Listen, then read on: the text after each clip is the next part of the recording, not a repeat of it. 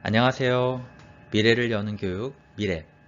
오늘부터 나도 드론 레이서 강의를 시작하도록 하겠습니다. 우선 먼저 드론에 대해서 간단하게 알고 넘어가 보도록 하겠습니다.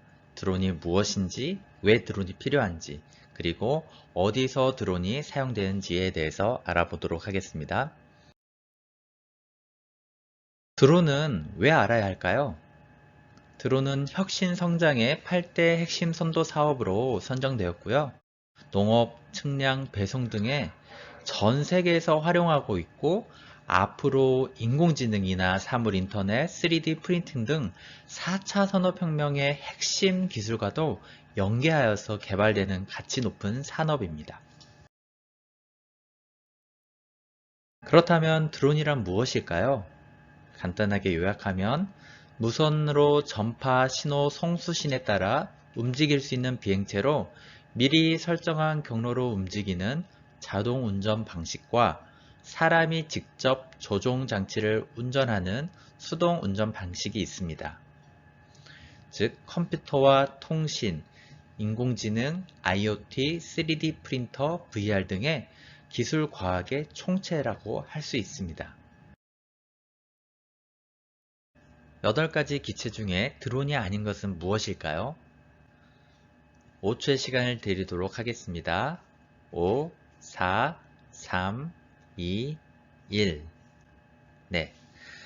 정답은 3번과 5번입니다. 1번 글로벌 호크는 미국에서 사용하고 있는 정찰용 드론이고요.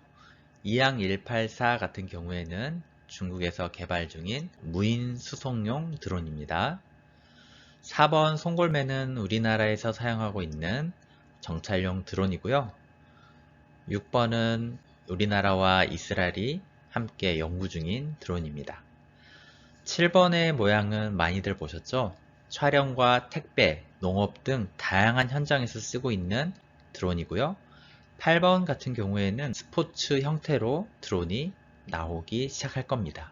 그렇다면 3번과 5번은 왜 드론이 아닐까요? 네, 정답은 무기용 미사일은 드론이 될 수 없는 국내법 정의상 그렇습니다.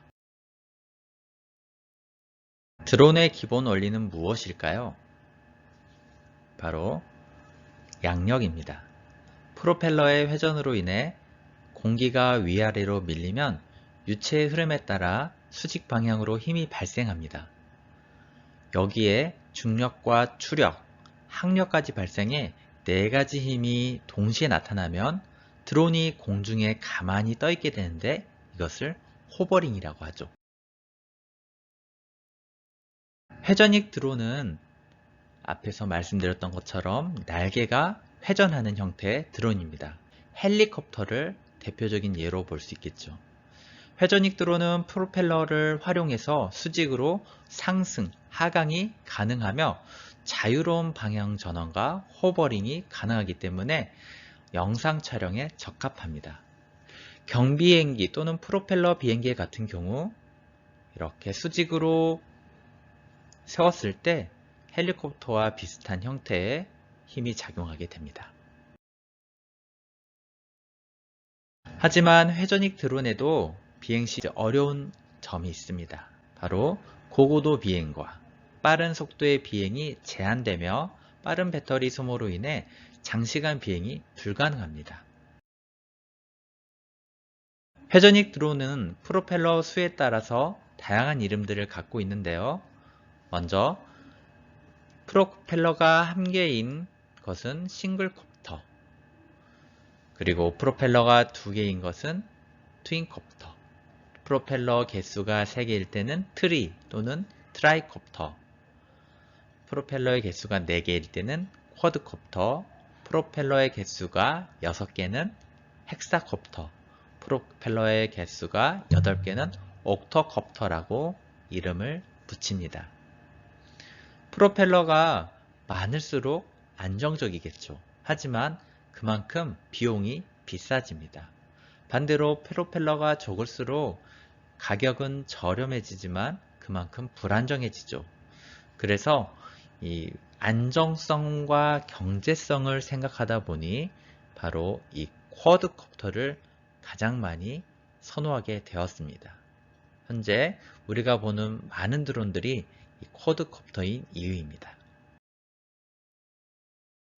고정익 드론은 바람의 힘으로 비행하므로 배터리 소모가 회전익 드론에 비해 적은 편입니다.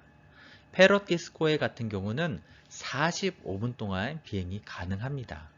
이외에도 케바 드론, 3D 매핑 등 다양한 형태의 고정익 드론도 존재합니다.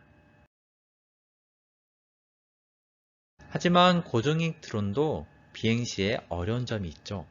고정익 드론은 날개의 압력 차이에 의해 발생하는 양력의 힘으로 비행하기 때문에 호버링, 즉 제자리 비행이 어렵고요. 또 수직 상승 하강이 불가능합니다. 이런 회전익 드론과 고정익 드론의 특징을 이야기한다면 바로 이동성이라고 할 수 있습니다. 드론은 사람이 접근하기 어려운 곳에서도 쉽게 접근을 할 수 있는 이동성이 큽니다. 활용 범위가 다양하기 때문에 꾸준히 성장하는 중입니다. 또한 적은 바람의 영향을 줄 수 있는데요. 드론은 상대적으로 바람의 영향을 덜 받습니다. 특별히 전자식 속도 제어 변속기로 프로펠러를 돌리는 모터를 관리하여 급격한 조종에도 안정성을 지킵니다. 또한 적은 공간의 활용입니다. 수직으로 이착륙을 할 수 있어 활주로가 필요 없고 공중의 한 곳에서 쉽게 머무를 수 있습니다. 드론을 활용하여 어떤 일을 할 수 있을까요?